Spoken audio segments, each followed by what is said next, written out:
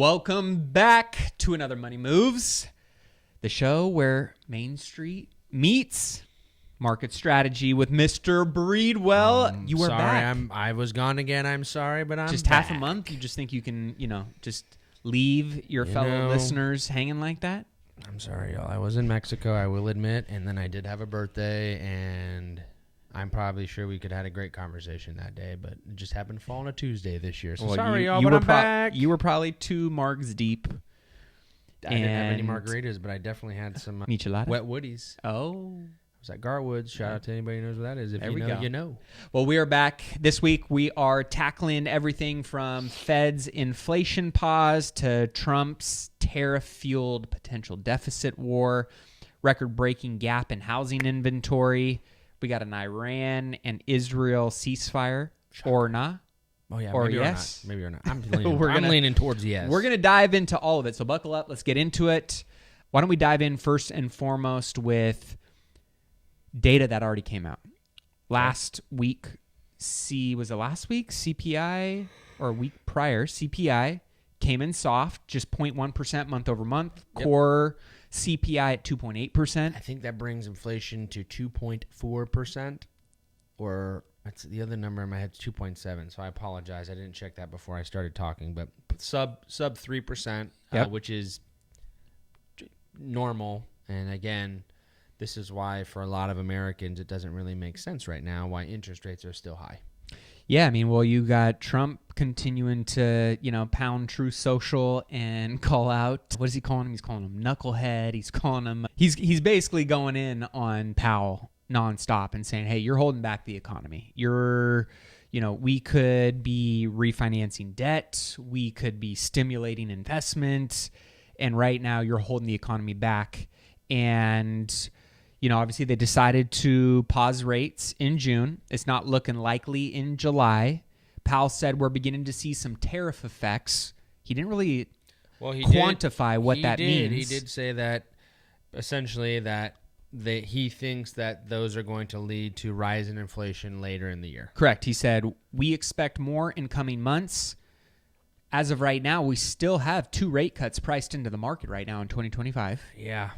And Powell noted today in his testimony in front of Congress, the reason we are not cutting rates is that forecasts in and out of the Fed expect a meaningful increase in inflation this year. Yeah. I don't know what meaningful means.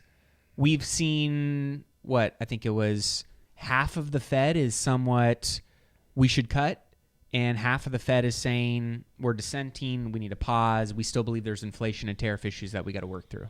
Yeah, and I mean, I don't know who's right. I can tell you the economy is very strong because interest rates are where they are. Money supply is where it is, and we're still kind of chopping forward. That shows that there's still quite a bit of cash to be dispersed, at least on the institutional side and on retail traders who are more active.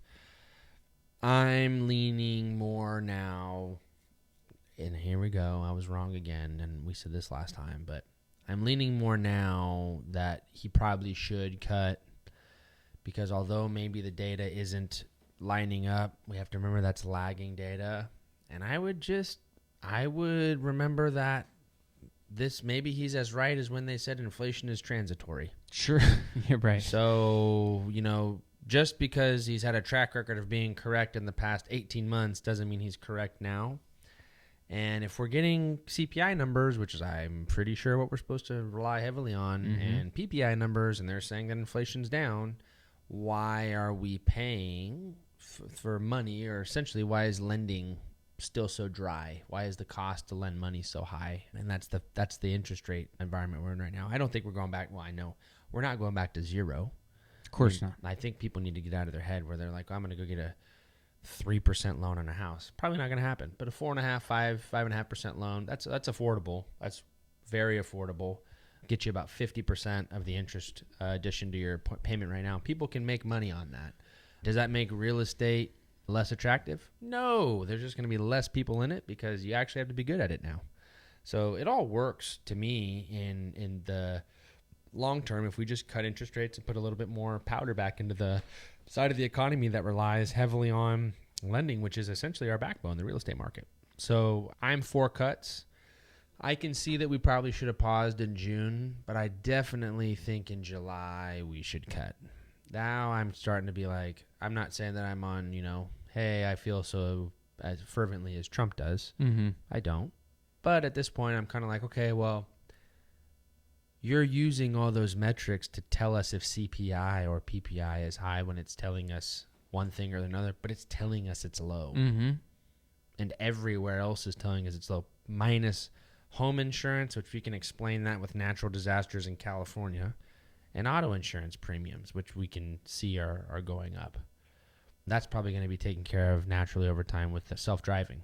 The studies proved that lowers insurance costs over time. So anyway, why are we not? Why can't I go get a? Why can't I mean I just bought a car? Why is my interest rate 7.5%? It's a commercial, but why did I get a commercial loan on an auto at 7.5% with the kind of credit I have? That's like insane to me. Yeah, So, what's the average person getting that is, I at a have- 600 credit score I and have is no struggling to get by, idea. right? Yeah, so to me, I'm now kind of at the point where I'm like, okay, hey, I've been on the cut side, but saying, okay, I can bend the knee where I can see that there's meaning to maybe not cutting. I'm not really buying the melt up anymore. I'm really not buying that. The market's already gone through a good pullback.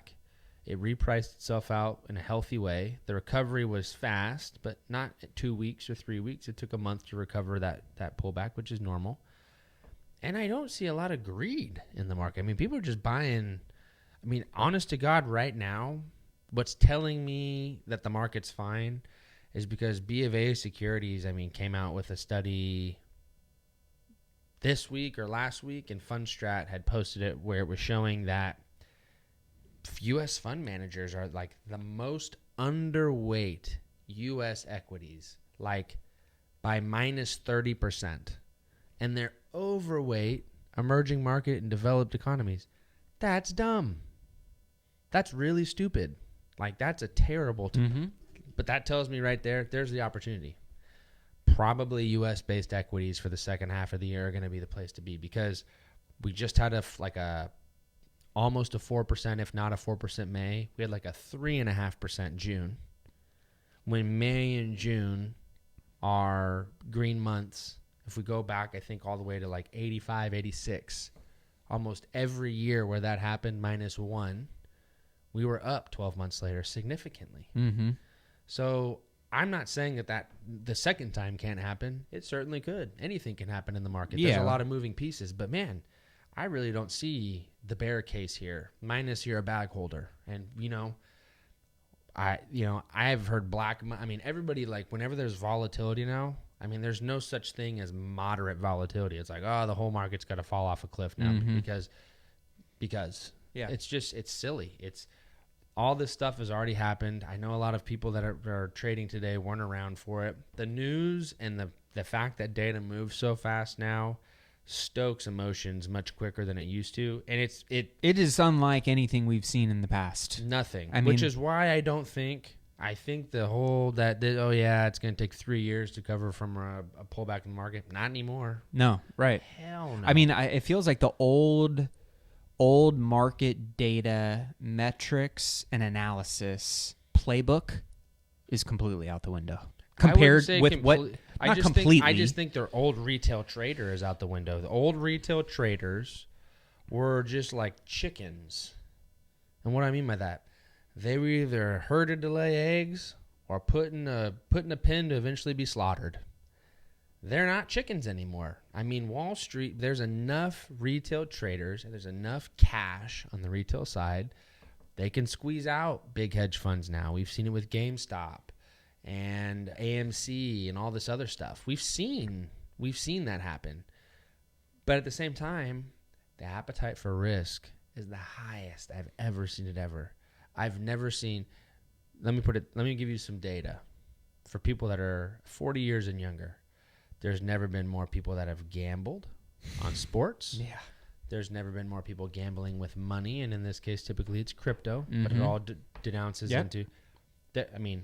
We've been Rubik, desensitized. Yeah. DraftKings, 100%. We have been FanDuel. desensitized across multiple verticals of investment and or risking money. And now people are so used to that level of risk The stock market is literally a marshmallow. They're like, oh, I can lose 10% or 20%. Oh, I'm used to losing 100% instantly. Yeah, so I'm just going to go load into this. That's so true, though. Yeah, it's exactly what's I happening. mean, when you look at crypto, sports gambling, the stuff that fluctuates 10, 20, 30, and then all of a sudden total loss in a matter of minutes, people have been desensitized. Whereas now you look at, oh, yeah, stock market swings 2-3% a day. Oh, that's like, child's play. Okay, no problem. Buy the dip is an actual like investment strategy now. And where it was like a, hey, you should have, time is going to tell on this, but I bet you in 10 years when we look back and we rerun the average pullback scenario, it's going to look a lot closer to 12 months or less than this 2.8 years has been the historical recovery from a bear market. I just don't see it happening. It took us a year and a half through 2022, but it did that in the face of like the highest interest rates people had seen pretty much in the last 40 years. That's maybe a misnomer. Look at April. Look at April. I mean, that was a huge, like a 15, that's almost a correction. Mm-hmm. I mean, we are almost getting into a purely defined correction. Peak to trough. We had I think we had a negative GDP print. Of course, we had some things that were lining up to look not so good. What happened? The little retail trader on the back of their donkeys rode in and swooped up all the equities. And it's people like Cathie Wood. It's people like Thomas Lee. It's people hopefully like myself that are encouraging people. There's always going to be a down day in the market. And 100%. This is going to happen again. Well, what you and I were talking over the weekend when I was like, the Israel, Iran, and war, and and all this kind of stuff. This was before the 12-day war ceasefire thing came in. He went, good. That's where we're going to jump in and buy the dip. Yeah. Buy the dip, right? And historically, every time, I even saw this in another thread that I was in, another group, that I kind of just listened to chatter and what's going on. And one guy had a really good analysis, and he's one of the kind of leaders in the community, and he was like, I love trading war news because every time there is a major dip based on war conflict, unless the world stays at war forever, that is a major discounted buy every single time. And it is shown and proven every single time to recover and generate great yield and give me a lower basis than what I would have got if I was coming in where retail is coming in at most of the time. Yeah, it's what the data shows is lump sum investing in an up market almost always wins, and dollar cost averaging through volatility or down markets always wins. I prefer the latter because I know the market's going to go down, and I don't know when it's going to go up. Yeah, even though it goes up more than it goes down. Sure. Easier to plan for the bad. Mm-hmm. So I'm a dollar cost average guy most of the time. We still do lump sums, but it's so easy to do the right thing with investing. And people make it so freaking hard. Yeah. I mean, so hard. They outthink themselves. They put themselves in positions where they're making emotional decisions backed by another emotional decision. And, there is also people that they get bad advice. I mean, you get people that say, oh, I'm going to have a tactical, I'm gonna beat the market, and I can claim XYZ as your buffer point, and this and this and this, and that stuff doesn't really work either, because typically those people have one bad year, and that bad year ruins everything. So buying quality, holding quality long term, and the thing is, I do it. You have an account, you see it. I have an account. We have great names, we have cool stuff, but it's really not something you would put at the top of a hill and say, hey, this is something brand new that nobody's ever done before.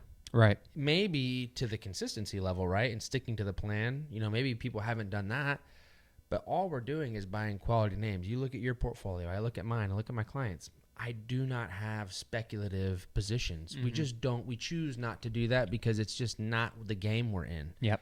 But shoot, I think the market was up 1.3, 1.2, 1.1 today, I think across all the major indices. And I'm pretty certain, and this obviously depends on your holdings, and you're going to need to make sure, know your risk, and this is not, past performance is definitely not indicative of future performance. I'm pretty sure your portfolio is up almost 3% today, and so was mine. Mm-hmm. We have all individual stocks primarily in our portfolios. I have a few ETFs. But it's not that hard. And I'm not buying D-Wave Quantum, or I don't have a ton of the IPO stuff that's coming out. But man, shoot, We got Oracle. Mm-hmm. We have Veritiv Holdings. We have some of the biggest names and the biggest movers in the S&P today. And that's what matters. And then guess what? The next time we put money in, we're going to buy more. Yeah. I think probably the easiest play this year is United Healthcare. Yeah. I mean, do you know how much I'm low? I mean, every time you put your money in your account, I'm buying United Healthcare. Yep. It's at 315, 307. Just paid dividends today. That'll be, you mark my words, next year or sometime in the future, people are going to look back at that and be like, man, that was like a steal. That was the easiest. And that's all it is, guys. And guess what? I bought in my account and Matt's account United Healthcare way before that dip. And we didn't sell a penny of it, and we bought more of it. Welcome to the game. It ain't hard. If it's hard for you, 844-447-1555, XRAY. You'll get a call from my boy Phil. Phil will schedule you. You can talk to me, and I'll explain to you how it's not that hard. Yep. I do it for thousands of people. It's not hard to do. It's really easy to be successful, especially if you have somebody like on the stock side, myself, on the commercial real estate side, Mr. Aitchison, and together we can do whatever we want. It's a beautiful amazing. synergy. It's amazing. Well, you know, on the inflation side, right, it just kind of, to close the door on that, it feels like I understand the challenge that Powell is navigating right now, but it also kind of feels like he's somewhat pushing the data aside a little bit. He does not want to crucify himself. Unless he has other data sets that we as the general public don't have, which we know he does, right? Does, yeah. It still feels like somewhat he's playing a little bit of chicken with inflation, and that could be holding the economy back, weighing those risks, saying, hey, the economy's still actually doing relatively good, and if we cut and it's wrong, then we're going to have to take, you know, a handful of steps back versus, hey, we're maybe hampering our ability to take a few steps forward right now. But if we do get this right, we're going to be able to take a couple of leaps forward. So I think that's kind of, at least in my assessment, what he's weighing out. Mine is, I already got it wrong once, and I almost blew the top off the economy.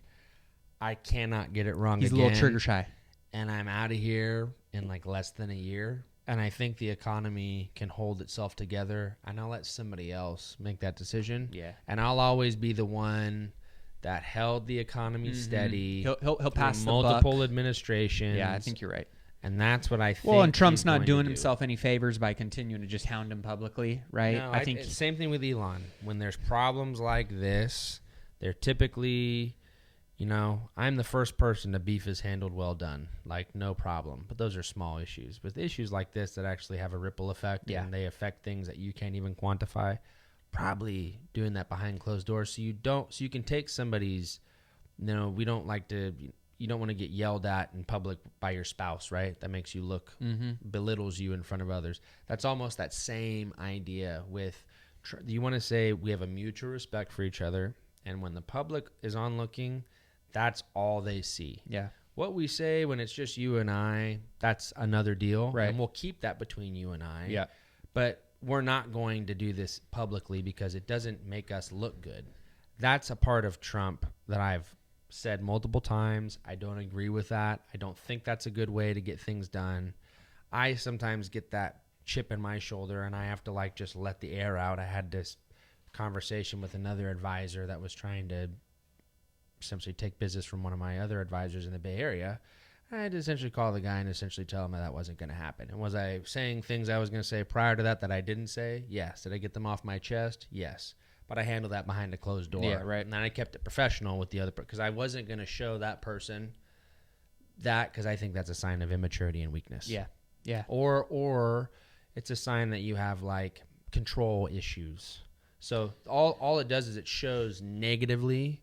I think if you have an issue with somebody, you say, hey, I don't agree with that, but and then you come to a conclusion, it's like, wow, look at what they did. Man, that was masterful what they did. And it's all positively taken. No matter what you said, how many fuck yous were exchanged, right? It looks better. So I prefer business to be done that way. Trump's he's still working on that. But I think at the end of the day, we can, 10 years at 4.3 today, interest rates are still up in the air of when they're going to cut. He's alluded it's going to happen. It's on the table this year. It could be also off the table this year, right? He's really given himself a lot of latitude here. But I think until we have a clear direction of where we're headed and going, there's going to be that choppiness and volatility in the market. And with all the geopolitical tensions, Ukraine, Russia, Israel, Iran, there's other factors going on right now domestically and internationally. There's just going to be that volatility. And I think that's where we're seeing some of the uncertainty. We're seeing some of the pauses and the reservations.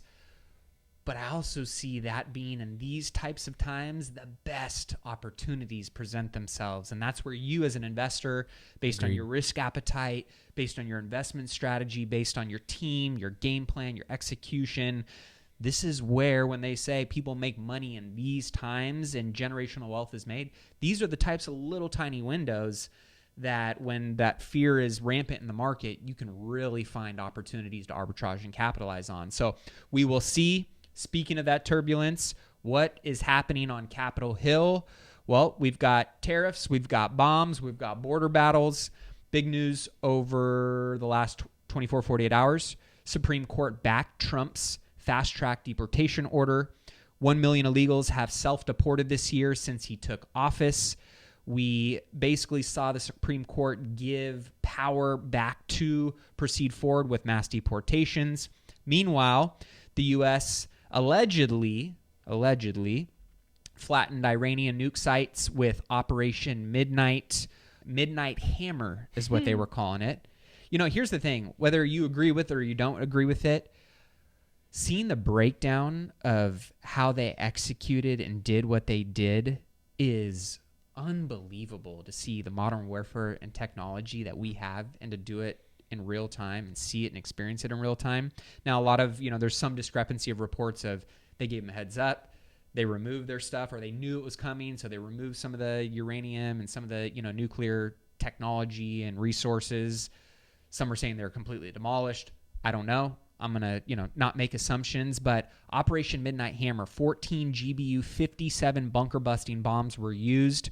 75 precision-guided weapons, 24-plus Tomahawks used to hit nuke sites, 125-plus U.S. military aircrafts took part, and not one U.S. military life, plane was in jeopardy. Well, not in jeopardy, was, attacked. Was attacked or lost. And I think it was, the challenge that I see with this whole thing, and I'm tired of, hearing the cries for impeachment, that the president, needed to go to Congress. The president has authority to conduct military action as commander-in-chief. That's just flat out. I think people forget it's commander-in-chief of the military. And if we want to talk about receipts, right, when Obama dropped 26,000 plus bombs in 7 countries without a single new war vote from Congress. Syria and Yemen, I think, were the two biggest. I don't want to hear it, right? When when that was happening. I didn't have problems with it back then, by the way, just so you know. I wasn't complaining. Well, they didn't either. It's just they have problems with it because of the guy who's calling the shots at this stage, right? Because back then it was called nuanced foreign policy. But just for some quick receipts, and this is the stuff that pisses me off. Let's put this up on the 2 operations in Iraq. Targeted airstrikes to protect our American personnel. Last night, on my orders, America's armed forces began strikes against ISIL targets in Syria. Today, the American people give thanks for the extraordinary service of our men and women. Wesley for Texas. In uniform. Today, I authorize the armed forces of the United States to begin a limited military action in Libya. That action has now begun. Make no mistake, this is a difficult mission. Bush. And it will remain difficult all of for some these time. individuals when these statements won't be It's going to take time to dislodge these terrorists, especially from urban areas. If the United States has Al-Qaeda, Bin Laden, I don't want to hear it. top level I don't lieutenants either. And the problem in our with it sites, is and Pakistan. it's all from one side. Even like the left-leaning media, like New York Times and CNN, like even on this Iran strike thing, the thing that they're reporting is that it wasn't successful. Like we didn't actually do any damage, and like I said, I'm fairly certain there was damage. I mean, the satellite photos, when you put a bomb that goes a couple 100 feet underground and then explodes, probably not going to show you the extent of that. And I guarantee you Iran is not going to admit Of course not. to doing that. Just like they got on and said after they We don't surrender. Yeah, they agree to a ceasefire and say, "Oh, we don't surrender," but then they go, "No, we do. We actually do surrender."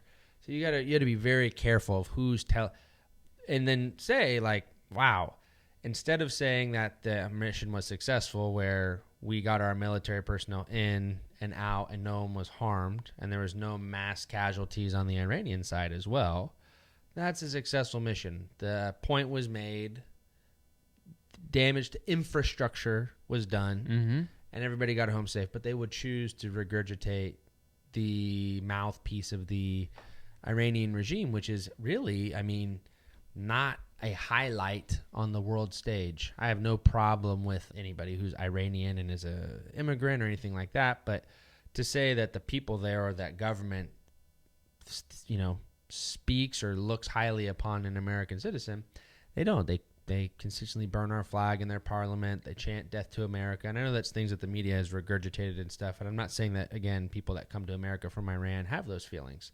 But certainly those people do there. So do I want those people having weapons that could put us in a precarious situation? Probably not. I hear the argument, why should Israel have them and Iran doesn't? Well, Israel has had them and they haven't used them. And I don't know if I could say the same thing about Iran. I can trust the diplomacy to a degree of Israel, even if I don't always agree with them, which I don't. I certainly don't trust Iran. I just don't. Yeah. I know Israel doesn't like Iran, but I know Israel has the restraint not to nuke Iran because they don't like them.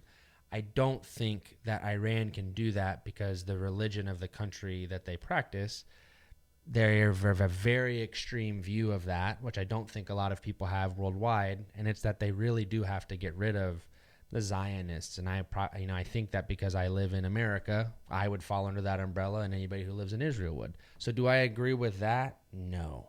I think coexisting with people is probably an easier way to go about life. And I wish that, you know, everybody, even Israel to Iran, I know that they have done some things, especially in the West Bank. Oh, yeah. I mean, Israel is not clean-handed in all this either, you know? But I just wish it would go away. Same thing with Ukraine and Russia. Like, it's a pointless fight. It's loss of life that doesn't need to happen. And people can live in different places geographically, not agree with each other, but not have to kill each other. This is why I hate politics, right? Is because at the end of the day, the powers that be are the one who are playing chess with the average human's life. The amount of innocence that is getting the shit end of the stick of all of this, the people and the citizens of these countries, whether you believe in what they believe in. That's why they grew up extreme. Yeah, I mean, it's just terrible. On both sides, in America that's what I'm saying. There. I mean, like it's just you terrible. You drive hate and you drive a wedge to people, and then politicians, you know, like Ted Cruz and Lindsey Graham. Man, those guys they just fucking drive me nuts. Bombing the Middle I'm like, East, go put those dumb shits on the front line,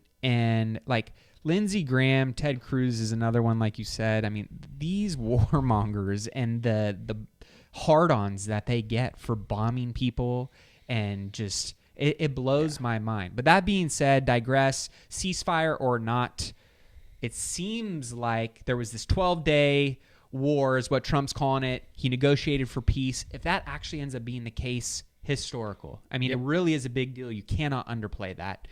Israel has announced that it will now focus on Gaza after the ceasefire with Iran. Iran's president today came out on public news, on Iranian media, and they basically said that the ceasefire now is being acknowledged and in place, and they were going to respect the ceasefire if Israel does.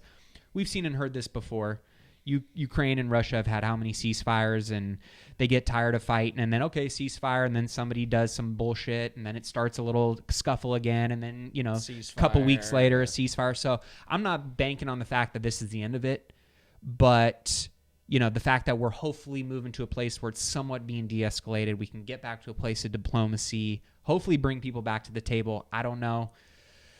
We'll see.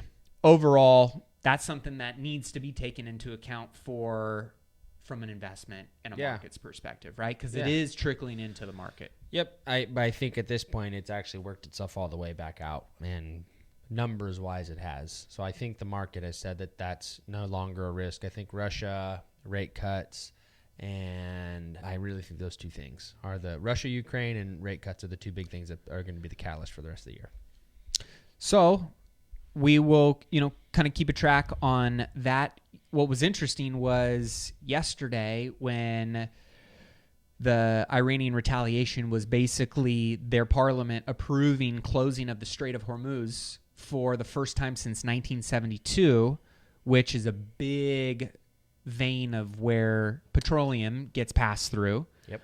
Mainly to Asia. I was going to say, it sounds like a lot of people, that's going to hurt, American oil prices, that we're going to see, prices spike pretty significantly. Buy a lot of oil from what I saw, I don't know if this is accurate, but I saw that 48 to 50% of the petroleum that flows through the Hormuz Strait goes to China. And I know Asia. 5 to 8% of that comes to the U.S. So it's a very small fraction in relation to what. And what we did see was that prices actually dropped. The barrel prices of oil dropped yesterday after they actually announced that.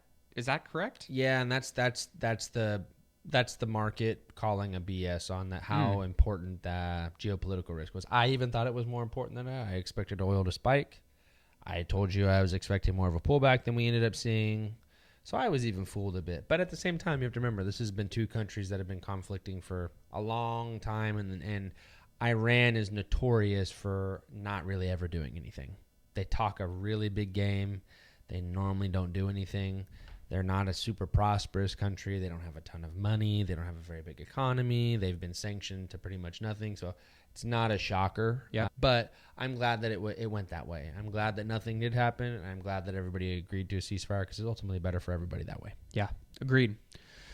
Well, we'll see what's going to happen here. I hope that it continues to move in a positive direction.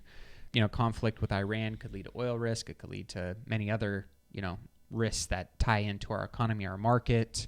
The recent tug of war that I just saw, and let's bring it back to what's fueling the markets, is this tech tug of war between Tesla versus Waymo. Yeah, and it's not even a competition. I mean, we own Google, love Google. Because Waymo just expanded. Waymo's Google, correct? Yeah, Google owns Waymo. So Waymo expanded self-driving in LA. It's not priced into their stock at all, which is weird. But anyway, go ahead. So they expanded self-driving into LA and Austin, heating up some competition with Tesla. No major earnings are coming out this week, but the market is holding steady as, rate cuts, those hopes are fizzling out. So a lot of eyes are on this tech space, autonomous tech. Tesla's going to win. It seems like it's not even I was going to say, is there a competition here? No. Nope. I don't know. I would be terrified if I was Google, because they have a really long. They did not do a good job with Waymo. That's a very bad product. I mean, I know it works, but look at the cost of it compared to a robo-taxi. It is quite literally 5 times the cost for a worse looking and similarly, if not worse, performing product. Also, how many of the Waymos are already on the road versus the millions of Tesla vehicles already on the road? Not even a competition. They've got so much of a head start. It's not even funny. It's not even. You know who is really smart and not getting involved in this? Apple. Apple was getting into the hardware game with autonomous driving. You know what they said? Not our dog, not our fight. We just don't do this. Can we? Yes. Should we? No. Google should have ad revenue, searching, AI. Yes. Cars? No. Bad move. What about AI in general? This just seems like week over week. You see new billion-dollar valuations popping up left and right, some with no product, no revenue. We're seeing this, war between all of these different companies and poaching people and taking contracts. It just seems like this AI opportunity, but also warfare amongst the landscape is just accelerating at a breakneck speed. It's just how do you navigate that as an investor? It's difficult. One of the ways we do it is for investors that we know that need exposure there versus ones that have a higher risk tolerance. We just pick funds that have everything in it. One of the, AI ETFs that we recently purchased, ticker BAI, that has a lot of the AI names in it, D-Wave and all that stuff. For people like you and I, we sometimes try to pick some of those names to get more exposure, like Palantir, or names we don't own, like CrowdStrike and things like that. So That's how you do it. It's hard to do. Most of them are going to be losers. There's unicorns, but most of the unicorns turn to unicorpses. They just die out. They don't ever actually do what they're going to do, and that'll happen now. The hard part is a lot of us were too young to be around when something like this similar happened, but this is similar to the .com era. I don't see a bust happening, but similar to that, a lot of those internet companies don't exist anymore. Right. It seems like a bunch of them aren't going to exist. I mean, same thing with crypto I was and going to say, the underlying fundamentals of a lot of these companies, I think, are, we'll call it maybe a small fraction of them are getting just the benefit of the timing, the space, momentum, the froth that's there. Yeah, momentum-based trading. But they really don't have the underlying fundamentals of being around long term. And that's just part of the space, right? I mean, that's just how One of the biggest factors moving that space is momentum. It's getting in while the stock is still moving before it moves to a point where it's, parabolic. And I was looking at it here. I think the new one that people are on right now is like Oscar Health, which or Circle or something like that. I don't know. I don't track it. But there's a new stock that somebody gets on. And then I always say, what's it trading at 12 months later? Typically, sub 60, 70, 80% of what the price was. It would be interesting if we could find a way to track some of that, right? And just they do track it. Most unicorns just go BK and upside down. That's crazy. They just pump investor money. Because you would think, right? The space, so many people come in, so many opportunities until you see who the real juggernauts and players are, and then all of a sudden, what do they start doing? They start consolidating and buying up everything and make themselves bigger. And so it kind of finds a way to consolidate into the main players, and then anytime somebody gets to a certain level of threshold or opportunity, they get swallowed up, right? Well, look at Nikola. I mean, huge electric car company, had big investors, had this and that, and they were fraudulent. They looked the part, they just weren't. So that ends up being the case a lot of the times where it's a lot of this false hope and smoke and mirrors when in reality, you're not getting what you think you're signing up for. Yeah. Yep. Well, that'll be interesting to kind of see how things pan out on that front. On the crypto front, a lot of volatility still flowing around in the crypto space. You hear we're on a bull run, altcoin season is here, right? But at the end of the day, we've seen a lot of pump but pullbacks. We haven't really seen anything major break through. Yeah. Crypto's at what? 105, 106. Bitcoin is at 106 today, I think. Yeah. Bitcoin bulls are calling for 200K again. We saw Bernstein double down on their $200,000 Bitcoin target for 2025, citing ETF inflows. I mean, it just seems like there's really you can make an argument for any side of the coin. 1 million. Yeah, there's just not anything tangible that I'm getting excited 27 about. 27 million. I think that the future of it is obviously validated and going to continue to move upwards. I do. I mean, unless I see something otherwise, I see more tailwinds than I see headwinds. But in terms of, it being a valid vehicle and investment beyond, some of the other proven vehicles that have been out there, tried and true for long term, I think it's got way more volatility, but still some great upside tied to it. I agree. And, same can be said about the stock market, right? Yep.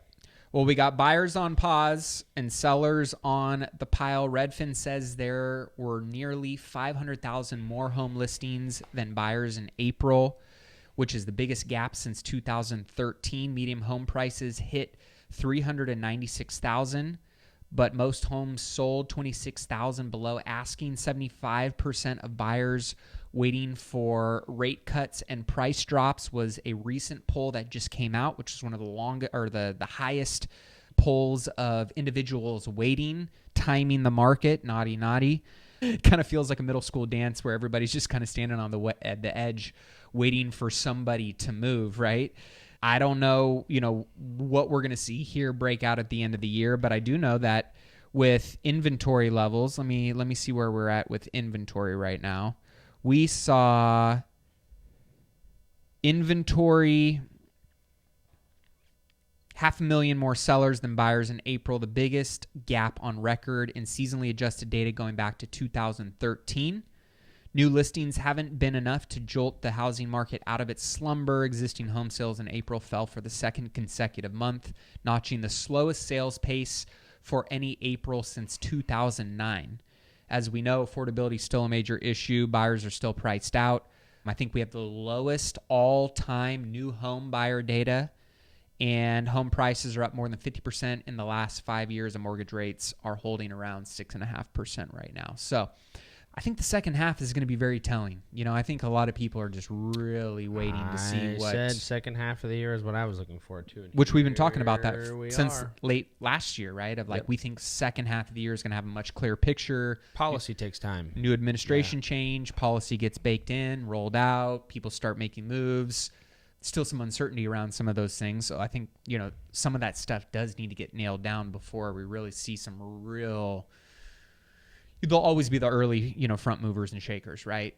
But that's not going to be the majority of capital. No. So until those things are really nailed down, we're not going to see people staking and making and placing bets in a big way until some of that stuff gets solidified, which, we're expecting second half of the year, right? Early next year. 75% of prospective home buyers say they expect prices and interest rates to fall and are waiting until then to buy a home. So that was what we had alluded to a little bit earlier. Our man, Mr. Ron DeSantis, is still pushing hard in Florida, no income tax, and wants to abolish property tax. We want tax relief for Floridians to be relieved, and we will continue to keep fighting for it. The free state of Florida should mean no income tax and you fully own your home. Agreed. I like that. I'd love to see that. Me too. I don't think we should pay income tax after you own the home outright on your mortgage. I think it's a fair middle ground. Excuse me. All right. Couple new segments. Bull, you bullish on this or you calling BS? The Fed will cut rates 50 basis points by July. Of next year? This July. Oh, BS. BS. I wish. July's a no-go. Tariffs and Powell's inflation forecasts are, I think, going to continue to probably heard that. Hold the Fed up a little bit right now. Considering he makes the decision. Bitcoin going to hit 200,000 in 2025. BS. BS. Where do you think it's going to cap out at in 2025? Probably very close to where it's at right now. Okay. Are we going to see commercial real estate bottom out this year, or do you think there's still more room to go? If there's rate cuts, yes. If there's not, we should still have more room to go. Look at you, man. I'm right in line with you. All right, Treasury yield curve. Let's see here. Do we think we're going to get sub 4% this year? On the 10? Yep. Yeah. Okay. But probably not much below 4, but yeah, I do. Well, that's what we got for you guys today. Any final thoughts? Any movements? Any staking that you're doing on strategies, investments? Making my clients lots of money and being a financial resource per usual. And that's why you should text 844-447-1555, the word X-ray. You should come find out. The grass is greener on the side, even when you cut it. Ooh, that's it for this week, guys. We appreciate y'all. Share it, review it, and send us your wildest market hot takes for next week's bull or BS. We'd love to get your thoughts. Until then, stay curious, stay sharp, and keep making money moves. Cheers. Cheers, y'all.